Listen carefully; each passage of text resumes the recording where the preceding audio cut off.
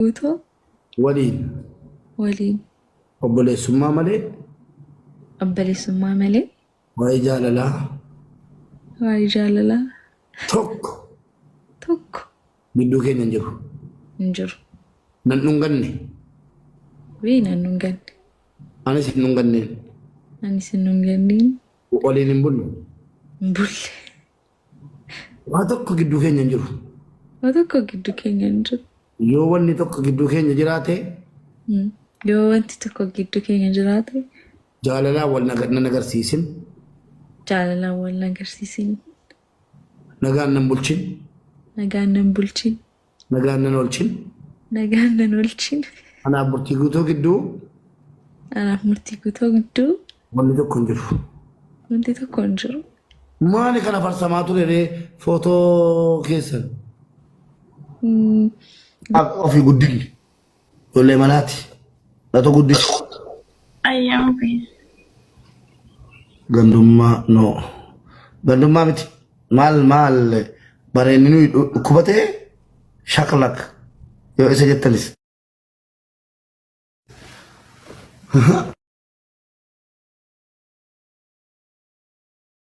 Mucaan dirqama ganda kootti galtee ana achitti ilaalaa guddachuu qabdi. Uzeefi naaf deebisii godhame. Siin deebinee mallee? Wallahi deebiseera. Uzeefi siin deebinee? Wallahi deebiseera. Siin gaafataa dhabe. Oh my God. Oh my God. Mubeen dubartii ijaazaa baatu yookaan dubartii Maammadoo Janajjantuu shahaadaa qabsiisuu jammaree maal jechuu hedduu tokko nama gaarramaa jechuudha. Mubeen waan haroo fide jechuudha. Faaxee Maammadoo Janajjantuu erga biyya namaa kana dhuftee Maammadoo waliin agarree waliin janajjannee waliin dhungannee shahaadaa qabsiisaa jira.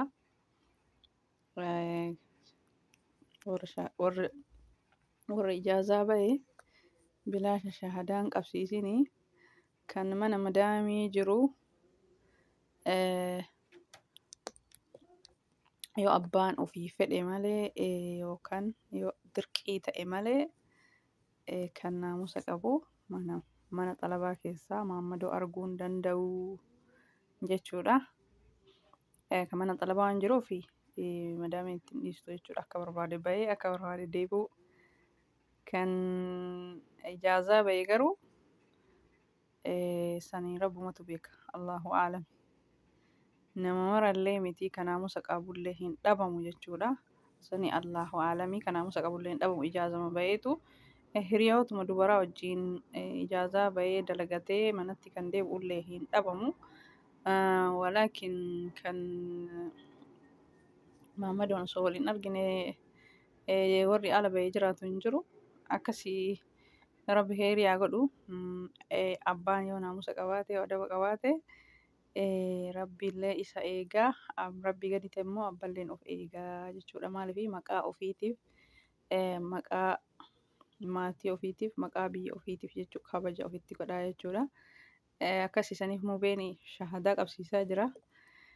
Assalaamu alaikum warahmatullaahi wabarakaatu. Kabajamtoota fi jaallatamtoota daawwattoota hordoftoota YouTube chaayinaala kiyya jalatti argamtan jirtuu faamilii kiyya warroonni amantaa birallee ashama harka fuunee baga nagaan dhuftanii gama YouTube chaayinaala kiyya ahlan marhaban isiniin jedhee xiqqaa guddaa amantii kutaa ganda osoo hin jenne kan alaa kan biyya keessaa kan daawwattan jalqabarraa hanga ammaa maatii kiyya taatanii afaan turtan galatoomaa. Barakallahu fiikum jazaalakum khairan isiniin jedha. Warroonni har'a dhuftanillee ahlan marhaban fiikum ahlan sahlan baga nagaan dhuftanii welcome faamilii kiyya isiniin jedha. YouTube channel kiyya isiniin tole seenaa subscribe like share gochuun na jajjabeessaa. Maatii YouTube channel kanaa ta'a isiniin jedha. Haliima Orojoo channel kiyya jechuudha. Akkuma suura irratti argitan kana Mubeen shahaadaa qabsiisuu jammaree faaxee jechuudha. Erga biyya namaa kana dhuftee hanga ammaa Maammadoo waliin agarree waliin dhunganne jechaanii jira. Viidiyoo jalqabaati irratti akkuma dhageettanii jechuudha. Isilleen akkuma san shahaadaa qabataa jirti. Waliin agarree yeroo duraatiif akkasumalee yeroo duraatiif xiqqoo argine malee akkasuma miti jechuudha. Kanaafuu kijiballeen osoo kakatuu baatanii immoo kijibaan kakatuun rakkisaadha.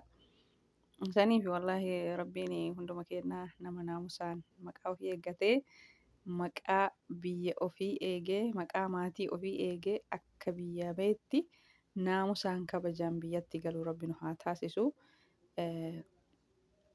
Rabbiin yeroo nuti biyya baanu kan dalagannaa dhufne keessumaayyuu shamarran bultiin ijaarrateen bultii ijaaradhaa jettee waan yaadduuf namni biyya namaa ture kuni umriin isaa biyya namaatitti dhuma. Kanaaf sababa kanaaf inni dogongoraa ilmi namaa jechuudha.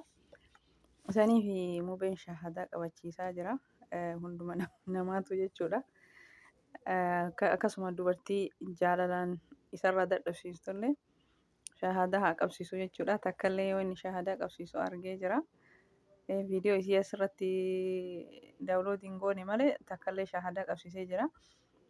Kijibaan hin kakatiin jedhanii warri koomantii dhugaa ani baheetiin Maammada wajjin akka arge ta'uun barbaadu yoo ani gadi baheetiin mana xalabaatii baheetiin Maammada wajjin akka arge ta'e rabbi maalii naa godhu rabbi akkas naa godhu jettee kakatti. Tunillee akkasuma kakataa jirti. Maaliif maqaan keessan maaliif miidiyaarra faca'ee ka isin walitti hin qabne ka jaalala walitti hin qabne jedhaanii jira mubeeni. Shahaadaa keetiif yoom rakkatee miti uummanni yoo sodaa rabbiitiif hin rakkatin ati akkasumas shahaadaa qabsiisi. Garuu bara kana duraan namni lakkoofsa walillee argatee wal janajjanee wal fuudhee bultii ijaarratee nagamaan hojii jiraata. Zabana ammaa kana wal fuudhullee yoosu wal hiikullee yoosu.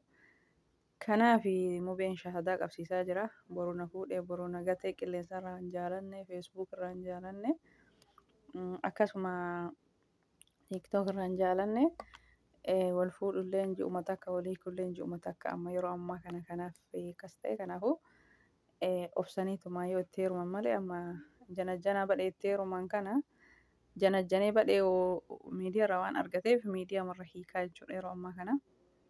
Akkasii obsan qabu maaliif haala salphaan argadhee namni waan gatii rakasaatiin argate tokko akkuma arge godhaa waan gatii widdiitiin bite tokko immoo ni jabeeffataa jechuudha. Akkasii namni jaarsa miidiyaarra janajjanee heerumee yooma sanillee miidiyaarra dhufee hiikee uummatarra himee miidiyaarra hiikuuf sababni isaa sanii fi bultiin immoo qoosa miti taphaa miti. Viidiyoo kamuu keessatti gorsa kiyyaa fi yaada kiyyoo isinitti tolee akkasiin laayikii godha isiniin jedha.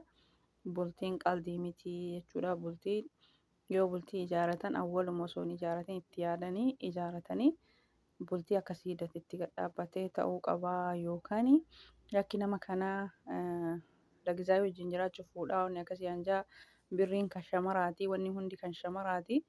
Jaalala qofa dhiyeessa fi namoonni tokko tokko akkasitti illee madaaluun ni mala wanni akkasii hin ta'u jechuudha. Duniyaallee ni dhuma. Kan hin dhumne immoo jaalala dhugaatii fi bultii bareedduu bultii gaariidha jechuudha. Ilmi namaa immoo taphaa miti. Keessumayyuu shamarran maallaqa keetti isaan fidan isaantu beekaa jechuudha. Nuuf rabbiin malee namni tokko quba nu hin qabu jechuudha akka itti nuuf fidaa jirru. Kolfinee miidiyaa irratti taphatu kana namni nu laala malee akkamitti akka itti nu jiraataa jirru numaaf rabbii waliin beekaa jechuudha. Qalbii ittiin dhufu maallaqni yoo akkana walii qabanii nama erganii salphaa nama fakkaata malee akka itti dhufu immoo kama dalagee argetu namaa beekaa jechuudha. Maaliif dubartiin tuni bultii ijaarrata feetii jechuudha. Bultii ijaarratteetiin jiraachuu feeti. Maaliif idmeen isii dhumaa irraa maatii gargaartii fira gargaartii. Akkasuma bultiin isillee ganaa isii eeggataa jechuudha. Meeshaa isii eeggataa mana isii eeggataa. Yoo jaalattan gizeem takka jaaladhaa yoo fuutanillee akkasuma gizeem takka namni kuni yeroo hedduu shamarranii kan abbaa manaati walitti maaliif shamarran irra caalan isii bultii dhaabbata feeti malee janajjananii lagizaa gizee itti dabarfatan feetu bultii barbaaddi jechuudha.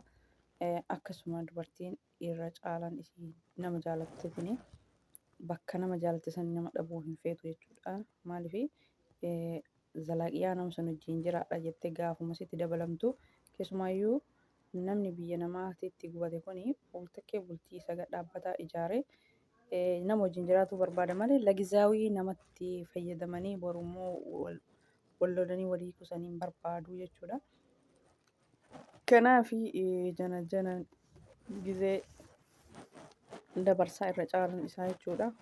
Maaliif ammaraatiin hin jiru jechuudha. Walii galtee waan hin jirree fi yoosuu wal hiika gizee namni ganzaba qabu jaalatamee gaafa namni ganzaba dhabe immoo wal dhabbee waan dhufuuf isa sanii ganzabni immoo yoo fayyaan jiraatte ni dhabamallee ni argamallee jechuudha. Ganzabni idmee likkii hin jiraatu jechuudha. Yeroo tokko ni dhabama, yeroo tokko ni argama. Kan hin dhabamne, kan hin dhumne, kan hin dhabamne jaalala isa dhugaati jechuudha. Janajjanaa bicha miti nama bultii jaalatu rabbi isin haa taasisu. Maammadollee nama janajjanee dubartii gatu rabbiin dhiira janajjanee dubartii gatu rabbi isin irraa haa qabu. Dubartii osoo maammadoon isii akka bakka godoo inni isii jaalatu sin barbaadu jettee hiitee kaan jaalatte kaan dhiistee sanii miti. Tama gizima takka bultii jaalattee obsitee abbaa mana wajjin jiraattu rabbiin akkasiisan isin haa kennu isiniin jedha maammadollee. Faaxillee akkasiisan isin haa kennu bultiin tiyya tanuma tanuman awwala rabbi naa hiree tana hireen tiyya tanama awwala tana dhugaadha dammoo hireen kanama awwalaa santu tola malee hiree mana tokko seentee mana tokko baatee kaan heerumtee kaan hiitee garuu namoonni tokko tokko carraan isaa yoon taanee fi jijjiirataa jechuudha. Yogguu miidhame jechuudha. Namni marti tokko miti garuu rabbiin hiree keessa isin haa tolchu. Abbaa manaa gaarii, haadha manaa gaarii rabbiin isin haa badhaasu. Isin lachuu gaggaarii rabbiin isin haa badhaasu. Kan bultii ijaaratee ilmee likkii zalaaqiyaa wajjin jiraatu. Kan isa hanga isa du'aa hanga isa dullummaa wajjin jiraatu. Kan qilleensa irratti wal janajjanee wal dhiisu miti. Kanaaf mubaarak musalmaa faaxoochee shahadaa qabsiisee jechuudha. Janajjanaa dhiisaa jechuu isaati.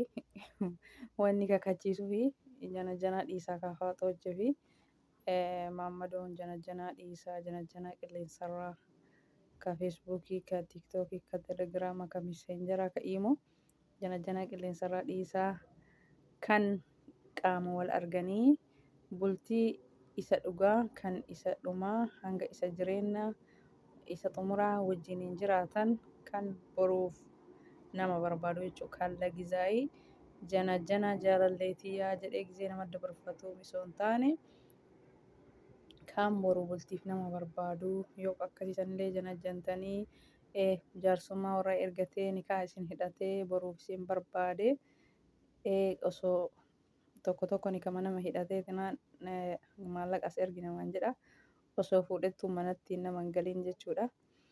Akkasii rabbi akkasiisan isinirra haa qabu kama fuura ofiitiin humna ofiitiin dalagatee nama bulchu kan yoo itti jaartii qilleensarraa nikaa hidhate san of bira geessisee awwala of bira galchee haala amala isaa argitee haala amala isaa hubattee akkasitti yoo isiin galte maallaqa illee ergi jedhan malee osoo hin argin qilleensumarraan nikaa bichaa hidhatee maallaqa ergi jedhuun sun rabbi akkasiisan isinirra haa qabu jechuudha. Kuni maallaqumaaf nikaa nama hidhate fakkaataa akkasii rabbiin awwaluma rabbiin hiree keessan haa tolchuu shahadaa qabachuu bichaa miti akkasii faamilii kiyya. Egaa viidiyoon kee kan irraa kana fakkaataa waan dhaggeeffataniif hedduu tokko naaf galatoomaa asumarratti xumuraa haga viidiyoo biraatii walitti deebinutti turtii gaarii naaf jiraadhaa. Faamilii kiyyaa hedduu naaf galatoomaa warri jalqabarraa haga ammaan faana turtan naaf jiraadhaa. Baay baay isiniin jedhaa hedduu tokko naaf galatoomaa viidiyoon keessanitti tole laayikii godhaa.